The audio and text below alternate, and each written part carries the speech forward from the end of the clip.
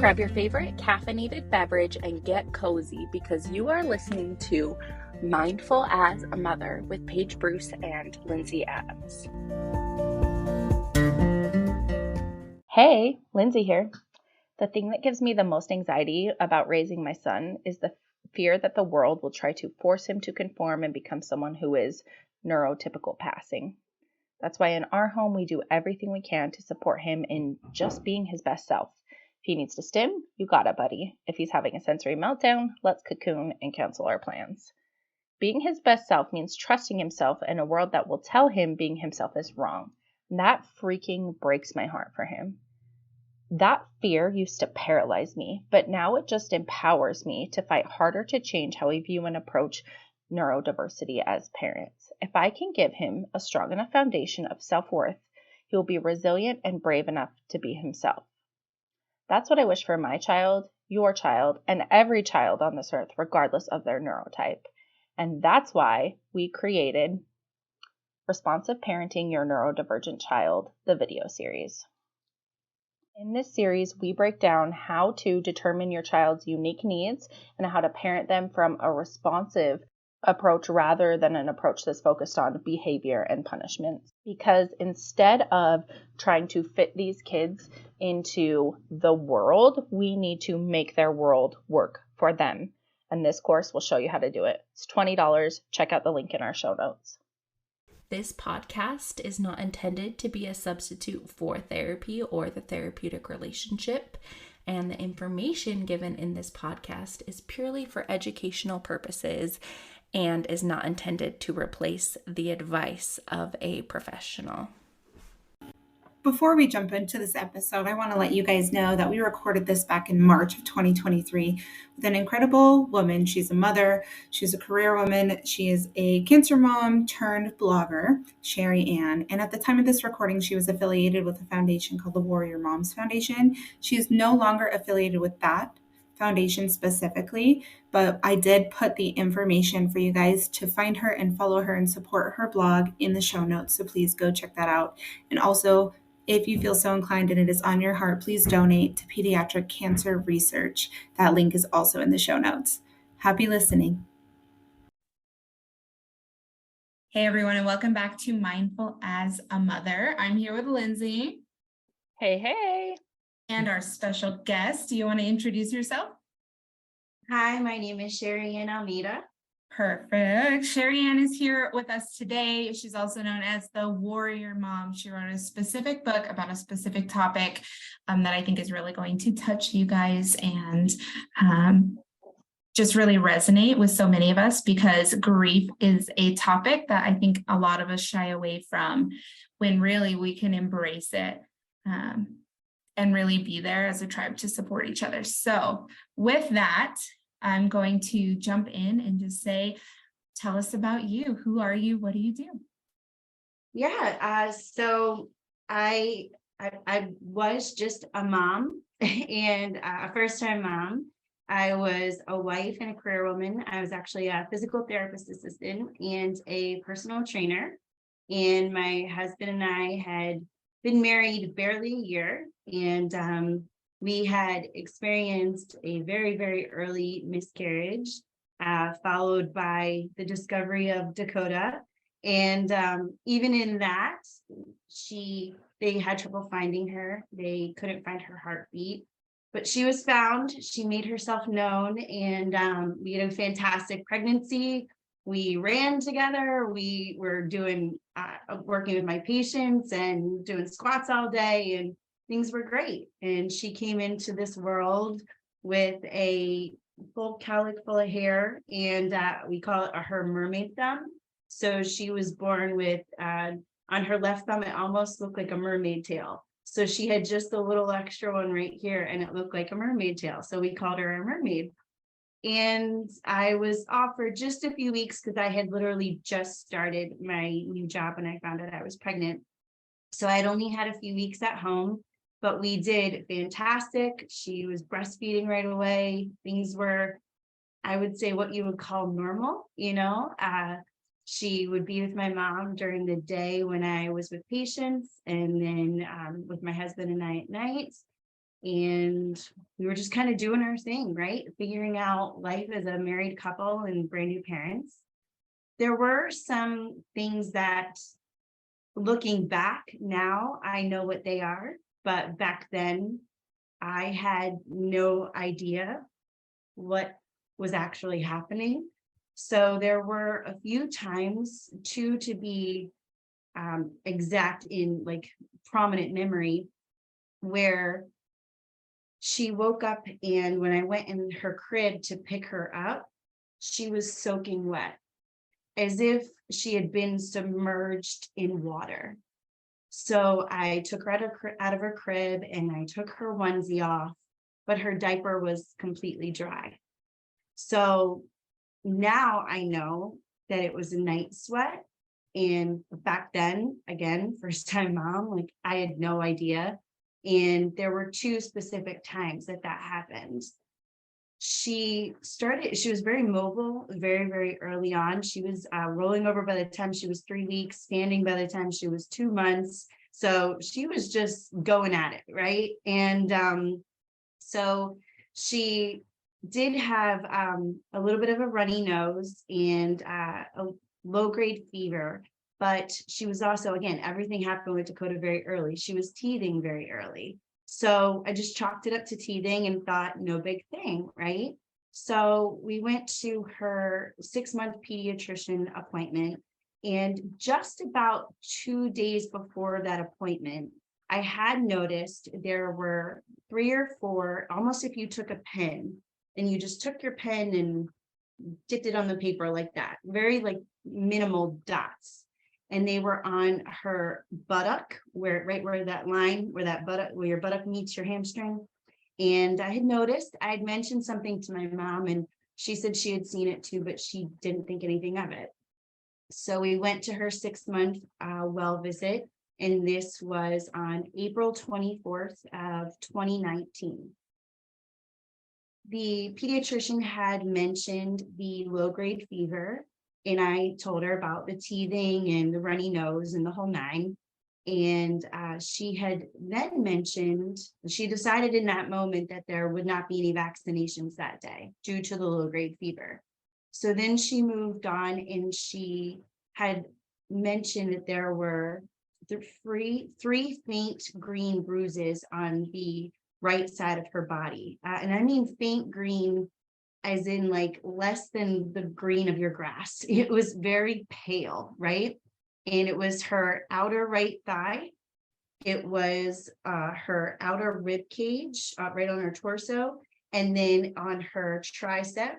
And then she had this one wasn't faint green. This one was like a light purple right here on her cheek. But again, faint, nothing that was like in your face, screaming at you, right? And the look that she gave me made me feel quite uncomfortable, almost as if I could feel it, something changed in the room and she felt like something was wrong. So I then assured her, I said, I've never put my hands on my child. I would never hurt Dakota. And she's like, oh no, that's not what I'm thinking. And I'm like, okay. And she's like, I would like you to go for blood work. You don't have to go today. Well, by this point, it's 1 o'clock in the afternoon. I had finished with patients for the day. So I said, well, I can take her right now. And she said, okay, great. So now I think fear and I think fear turned into anger, and I just got really mad, and I just felt very on edge after leaving that appointment. And we had to drive to another location to then get blood work, where ironically another one of my coworkers was. So thankfully she was there for the very first time I had to hold Dakota down for blood work. So I thought that was the most traumatic part of our day. And we went home. And like I said, I worked for a hospital at the time. So I had received the preliminary results and everything was within normal limits. So I'm like, okay, great. We're moving on with our day. We're going to eat some baby food and move on, right? Again, all of which was, fresh from the farmer's market, blended in my own blender with the breast milk, the whole nine, did everything you're supposed to do. And 4:30 that afternoon, my phone rings and it was the pediatrician. And the very first thing she says is, you need to get Dakota to the nearest emergency room with a pediatric hematologist. Something is wrong with Dakota's blood.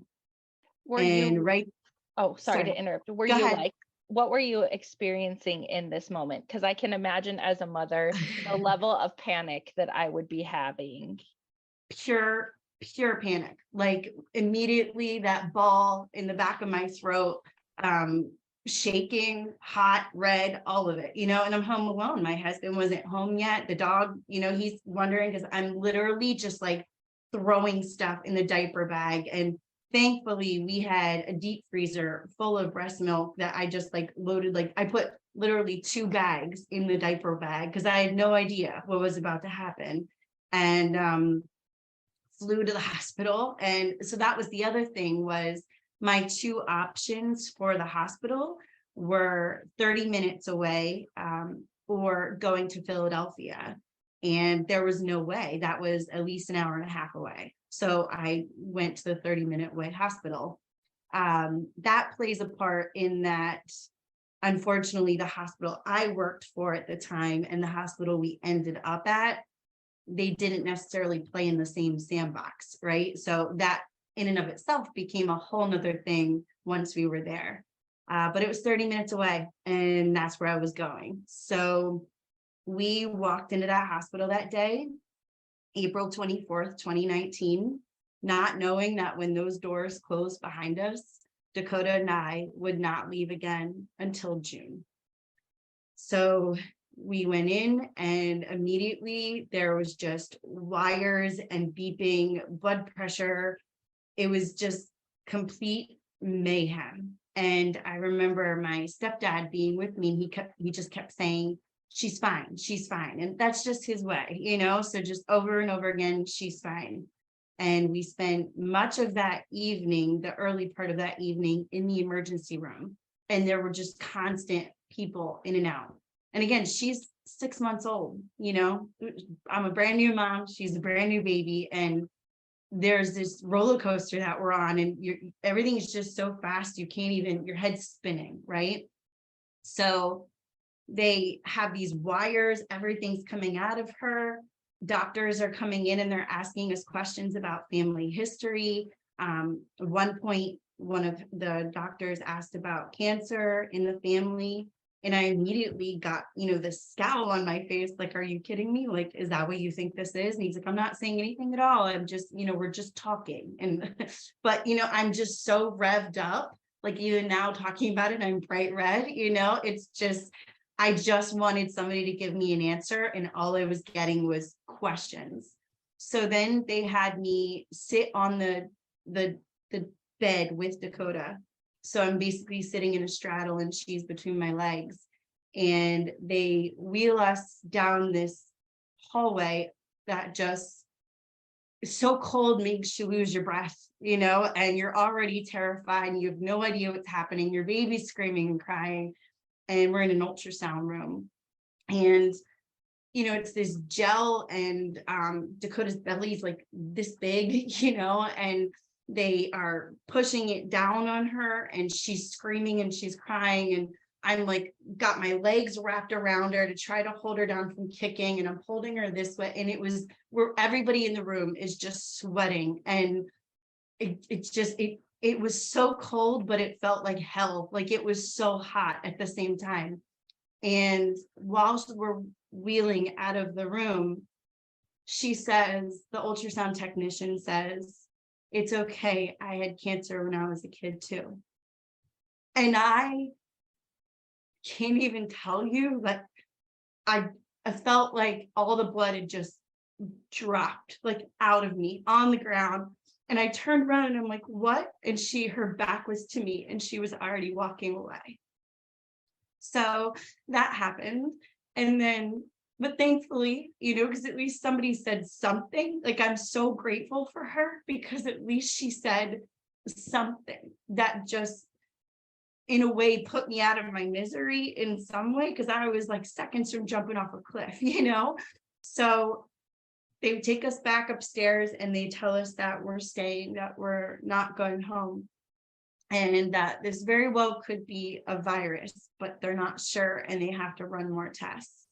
So then they take us from the ER up to the 5th floor, which is our pediatric unit. And I just remember, again, really, really long hallways, lots and lots of colorful rooms. But we get to this room and there's this big giant crib. It's blue and yellow and red and all. To me, it looked like jail. It looked like colorful jail in the middle of the room. And I stopped in the doorway and I'm like, there is no way in hell I'm putting her in there. And they were like, you have to. And I'm like, I am not, I will be in there with her. Like this is not happening. You know, like I felt like I was trying to control everything that I could control because everything was completely out of control and I had no idea what was happening, right? So on top of it, Dakota was a thumb sucker, and they basically had her hands bound in like these splints. So she kept trying to get to her thumb and she's smacking herself in the face with these splints. And I'm like, she's trying to comfort herself. I can't even comfort her through all these wires. Like it was just, and don't get me wrong, there's so much compassion. There really, really is. It's just in the beginning, they want to just tell you, but they can't. And they have to wait. And you are so incredibly desperate that everything pisses you off. Everything ticks you off. Everything makes you upset. And it could be the littlest thing and you're swinging your bat. You know what I mean? So I'm sitting in this chair. It's like 2:30 in the morning. The nurse is next to me. And I said, please, will you please just put me out of my misery? Please just tell me, like, is this cancer? Like, is that what they're thinking? And I said, please. And she's like, Mom, I can't tell you. And I'm like, please, please, just tell me. Like, I have to know, is my daughter going to die? Please tell me. And she kept the side of her face to me. She wouldn't look at me. And she just kept typing in her computer. And she said, if this were just a virus, you wouldn't be here. So it was kind of like the gun to my head. It went off and I was like, okay, this is where we're at. We're here. And again, that was April 24th. By April 27th, we had an official diagnosis. Her oncologist, so how they do it, outside of the blood, they also have to do what's called a lumbar puncture. And it's this giant needle that goes into their spine. And it also has to test their spine, their spinal fluid, because cancer, especially Dakota's type of cancer, it can infiltrate the barrier. So the spinal fluid for in the spine and in the brain. So takes a little bit of time for those tests to come back. So in the interim, they were kind of throwing some words around there, but nobody was really saying anything. At one point, her one oncologist did say, you know, there's a chance that this could be leukemia, but I won't say anything until we know for sure. And on April 27th, he walked in and he said, I'm sorry to inform you, but Dakota has pre-B-cell infantile leukemia. And our whole world shattered. There was a room full of people. I come from an extremely large family, and the strongest people in the world that I know were breaking. And he went on to say, there's a very good chance that she could die, but I'm going to use all the tools in my toolbox to save her. And I believed him. I still believe him to this day. He is one of the most incredible men I've ever met in my life. In this moment, though, I just remember handing off Dakota. And I remember saying, I need to get out of here. And everything just went narrow and blurry. And I don't know how, but I made my way to a door and then into a hallway. And I don't remember the person. I met her later, but she came at me and I said, I need to get out of here. And she somehow guided me out of the hospital. Still to this day, couldn't even tell you how I got out of that hospital, but I made it outside and I just fell to the concrete and just laid there outside the hospital breaking, dying, basically. Like my soul was dying. And by the grace of God, my Dakota's godmother, my best friend, found me and brought me back up into a standing position and said, we have to go in. We have to fight. So that's what we did. Yeah. Incredible. Thank you for being willing to share that. And I'm sure all of our listeners are going to be on the edge of their seat right now. So could you give us a real-time update of Dakota? Yeah, absolutely. So again, this was now April 27th, 2019. So we were told that we would live in the hospital more than we would not. So we gave up our home, and we had a dog, and we lost him too. And we lived in the hospital. We only went home for sometimes a weekend, sometimes a few days, but for the most part, for that first year, we lived in the hospital. And infantile leukemia, they will tell you that pediatric cancer is rare, and that's a lie. They will tell you that infantile leukemia is rare, and that is not true either. I know because I am one of millions. And so in the beginning, because it is infantile leukemia, they had to throw what they call the kitchen sink. So it's like every known poison known to man, they pump into your baby that's this big, and so they also use steroids in conjunction for leukemia. And they say that steroids alone could take away the leukemia, but it won't keep it away. So that's why it's used along with steroids. And the steroids plumped her up. She was so swollen and so big. And they usually say it increases your appetite, but for Dakota, it did the complete opposite. And she refused to eat when she was on steroids, but she was a Jekyll and Hyde. It was horrible. She was inconsolable, and she would just throw her body back, like lashing, like as if somebody was like whipping her back, and she would crawl up me. And there's nothing worse than watching your child suffer, and there's nothing you can do it but sit there and lie to her and tell her it's okay when none of it's okay. You don't know if it's going to be okay, but your only job in that moment is to tell her it's okay and to somehow make it okay, right? So we lost her twice due to breathing complications. Dakota would experience wicked bouts of mucositis, which is blisters. For the most part, you usually see them when they're on the outside, so on their lips or in their mouth. Dakota, they would start on the inside, and they run all along your digestive tract. So from your mouth all the way down. So on the outside, it would look like what I call cauliflower heads. It would be like open white blisters. So she would just have blood just pouring from her mouth. And everything that was happening up here was happening down there too.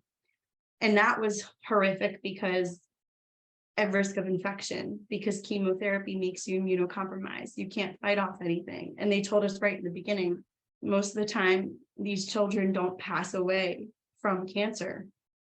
They pass away from getting an infection because their bodies are so weak. So it was just battle after battle after battle. And the mucositis, she wouldn't swallow. So everything would just build up. And we lost her once due to anesthesia, mucositis, and then the second time was mucositis and morphine. So Dakota's been on fentanyl, Versed, morphine, and all of the things that you see on TV about how people react. Your baby acts the same way. So that in and of itself is vile. So 2 years of treatment. So in the beginning, they knock you down and give you a break, and then knock you down again and then give you a break. And it's just repetitive, right? And then that last year, it's 3 straight weeks of chemo every single day for 3 weeks straight, and then a 5-day steroid pulse. So there's never not a day that you're not on your medication, and that lasts for an entire year. Dakota, by the grace of God, rang the bell on April 24th, 2021. She is currently 22 months in remission. We are still seen every 2 months for blood draws. Dakota knows it as a poke. Even today, she asked me, she said, if tomorrow's Wednesday, I said, yeah. And she said, do I have to get a poke tomorrow? Because the last time she had a poke was on a Wednesday. And I'm like, no, it's not a poke day. So that's her life. That's what she knows. To her, it's normal, you know. She will not be considered cured for, they say it's supposed to be 5 years after you finish treatment. So technically Dakota still has another 3 years to be considered cured. However, one of the things that's not discussed is, I know plenty of parents who they reached that 5-year mark and it still came back. And if it didn't come back as the original diagnosis, it came back as another form of cancer, because many of the treatments that they receive also leave them at a high risk of developing a secondary cancer. And this is for the rest of her life. You know, I think people think you're done and you get to throw the glitter and the confetti, and yeah, like that's great, but it's never over. I explain it and I express it in that it's like there's a pistol at your back and you know it's there. It's constantly pushing. Sometimes it's worse than others, but it's always there. And you're just waiting for him to pull the trigger and make your life hell all over again. Not that this isn't a sweet version of it, but at least she's here. You know what I mean? So she is here. She is the strongest, most incredible person that I know, along with many, many others. And I'm just grateful for every single day that she's alive. However, we do talk about mortality a lot together. And, you know, I've caught a lot of flack for that. But when you're told your baby could die, I don't know how you don't make them not scared, right? So Dakota's not afraid of death. She's not afraid of heaven. We talk about it all the time. Just the other day, she was looking out the kitchen window and she goes, Mommy, I see God. And in those moments, like my heart sinks because I'm scared that she really does. And maybe like that means she's going to go away. But she's not scared. She's not scared if we have to be apart. And if that happens, at least I got some time with her, and at least she's not terrified of where she might have to go. And that's just a part of our life. It just is what it is. So yeah.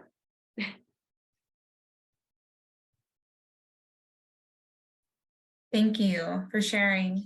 We're so grateful that you came on to share your story and to hear that Dakota, you know, rang the bell, which for those that don't know, that's you ring the bell when you leave, right? When you leave the hospital.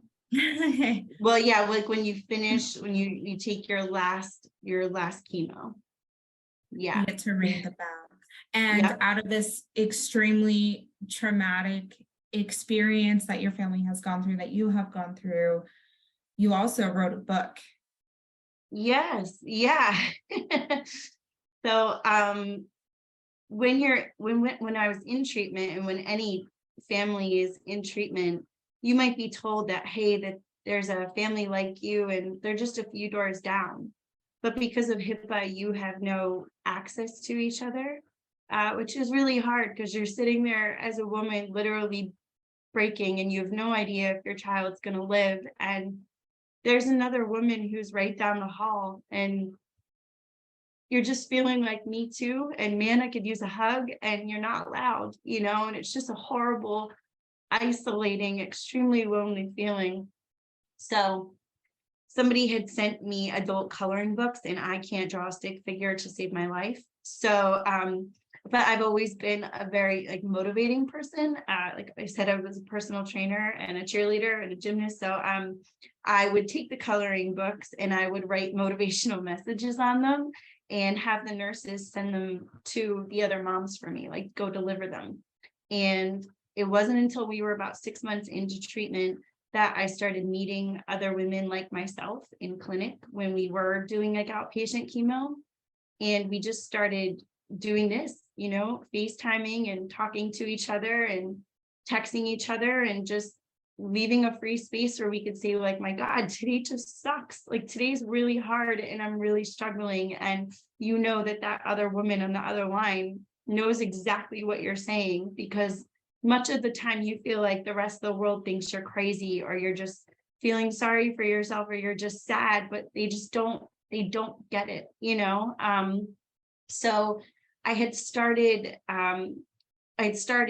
Dakota's page with just a way to give people an update without having to text, 50,000 people. And much of the time, I've always been a writer. I've always liked writing, but it was something that I kind of kept hidden. And much of the time when I wrote on Dakota's page, I felt as if I was filtering myself. I wasn't saying exactly what I wanted to say, exactly how I wanted to say it. And I really needed that outlet to just be raw and in your face with no apologies. So I created Warrior Moms, which was exactly that. And the very first post actually says that I'm about to say all the things that you're not supposed to say. And what was crazy was that blog ended up catching a lot more traffic. And I think some people were really drawn to the realness without me filtering or holding back. So while we were in treatment, I had these 2 blogs, and then we had also created a Facebook page for warrior moms like ourselves, cancer moms from our hospital, to be able to connect. So it was a way for us to get around HIPAA, to get around the red tape, but actually be able to connect with each other. And when we got out of treatment, I was reached out to by a few people, and they just said, have you ever thought about writing a book? And I'm like, yeah, sure. But I am nobody. I'm nobody cool. I am not like that. Like, it's just not me at all.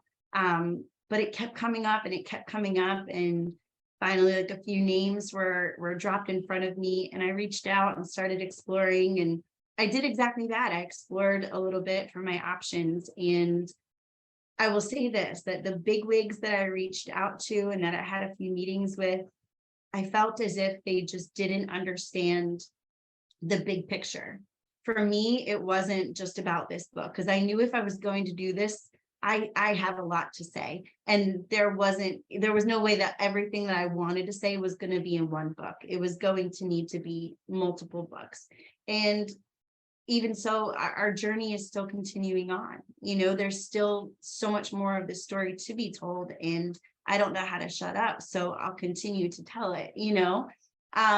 That, and just even warrior moms in and of itself, and giving those mothers a platform and a voice, and helping them to be seen and helping them to be heard. And I just felt as if some of the people I was speaking to weren't understanding my big picture, So I actually ended up going with a publisher, Dana Cruz, so Ballesteri Publishing, and her husband are actually, they're siblings of Pediatric Cancer Warriors. So they started their own publishing company for people just like me who live in the pediatric cancer world and have a lot to say about it.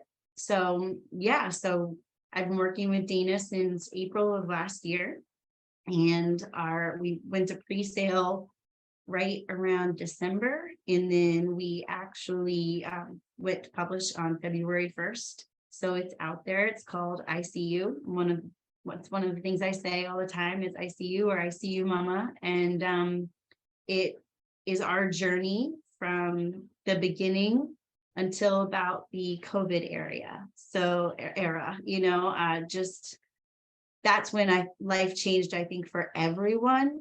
But there are no books on how to battle cancer and a pandemic at the same exact time. And I will delve into that in the next book. So yeah, so I ended up writing the book ICU, and I'm proud to say Warrior Moms became an official 501c3 just a few weeks ago. So we are official. So there was some light in the dark. That's incredible. And for those that don't know, a 501c3 is a nonprofit. So now Warrior Moms is a nonprofit, which started as a blog. Is that right? Yeah, so that just started out as a Facebook page for our moms to be able to find each other from our hospital. And when we finished up treatment, I went out to dinner with a lot of my cancer moms from my hospital, and that's just really what we would do. We would FaceTime and talk to each other, and then I would put together like a wine day or a coffee date, and it was just nothing crazy. It was just something simple like that. And while we were out to dinner, my husband and I had decided when we got out of treatment, there was a lot of other things that happened. Again, more that will be told later, because what this does to your marriage, what this does to you personally as a person. Men and women grieve completely differently, and those are all other things that need to be navigated and need to be brought to the forefront, because I feel like people don't want to talk about them, or they feel ashamed for putting it out there, and there's nothing to be ashamed of. So we had decided when we got out of treatment that we couldn't heal in the place that reminded us of all the things that came to kill us. So we decided to pack our bags and find warmth and sunshine, and just see if the way my husband put it was he wanted to hit the reset button. So we packed up and left PA, and we moved to North Carolina, and greatest decision we ever made, by the way. And I was out to dinner with my cancer moms before we left, and they asked me, they said, well, you're our person, like you do everything. So now what are we going to do? And I said, what do you guys want to do? And they said, well, why don't you keep going, keep building? There's got to be women all over the country that are like us, right? So I came down here and I started a few other chapters. So we are now nationwide, and all we do really is just help cancer moms from their hospital connect with other cancer moms from their hospital. And I in no way want to tell anybody how to navigate this or how to do it. I want everybody to be able to do it in their own way, whatever works for them. But my job is just to simply do exactly what I did, just help put the hand out and say, hey, I'm here too. Can we FaceTime over a cup of coffee and talk about how much our life sucks right now? So, yeah. Yeah. So you connect moms with similar experiences. Yeah. Yeah. And absolutely. I know a couple times it's said, oh, I'm just a mom, I'm a mom, but there's so much power in being able to see another woman for what they're really experiencing. So yeah. I'm just a mom, but really there's so much more to that message behind there. It's like, I really see what you're experiencing. I see the pain that you have, and that in it of itself, it can be the most healing. I couldn't agree more. I think there's something to be said about being in the same room with a woman who hears you without you saying a word at all. It's so incredibly powerful and healing. This life that we have no choice but to isolate ourselves, because that's the only way to keep our child alive. But knowing that there's another woman who is holding you without physically holding you, it really helps. I think I speak on behalf of many women just like myself who have had god awful thoughts about ourselves, because this life it is not a life that anybody wants to live, and when that woman reaches through the phone and says, girl, I'm here, like, me too, it reminds you that you still have breath in your lungs and that you're still here, and that it helps a lot. Yeah. Well, can you tell us where to find you, where other cancer moms might be able to find Warrior Moms or a chapter of Warrior Moms, where we can purchase your book? Sure, absolutely. So you can visit www.warriormomsunited.com. All of my information and how to find me is right there. When you send an email, I get that email. When you go into the contact us and you just want to send me a message, I will receive that message. I will reply. I make sure I reply to all of them. I See You is also available on the website. And even if you are just another cancer mom and you want to connect with another cancer mom, but you're not sure how, you can again send a message through there, and I will help you navigate that in the best way that I can. So, yeah. Great. Well, thank you. Thank you so much for coming on today and being willing to share the most vulnerable parts of yourself and your story to create a community of support. Thank you. I appreciate you guys being willing to look and to listen. And I just encourage everyone to do exactly what you guys have done, and not change the channel when the bald kid comes on, that there's a whole community of us out here and we're real people just like you, and a hug goes a long way. So thank you. Thank you so much. Thank you. Do you want to make a podcast? Spotify's got a platform that lets you make one super easily, then distribute it everywhere and even earn money, all in one place for free. It's called Spotify for Podcasters, and here's how it works. Spotify for Podcasters lets you record and edit podcasts right from your phone or computer, like I am right now. So no matter what your setup is like, you can start creating today. Then you can distribute your podcast to Spotify and everywhere else podcasts are heard. We're in the top 99 of parenting podcasts on Apple Podcasts.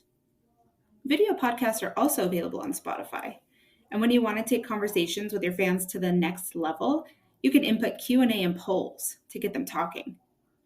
With Spotify for Podcasters, you can earn money in a variety of ways, including ads and podcast subscriptions. And best of all, it's totally free, with no catch. Ever since I discovered Spotify for Podcasters, I've been able to record episodes with more creativity, more flow, and so much easier. I highly recommend you give it a try. Download the Spotify for Podcasters app or go to www.spotify.com/podcasters to get started.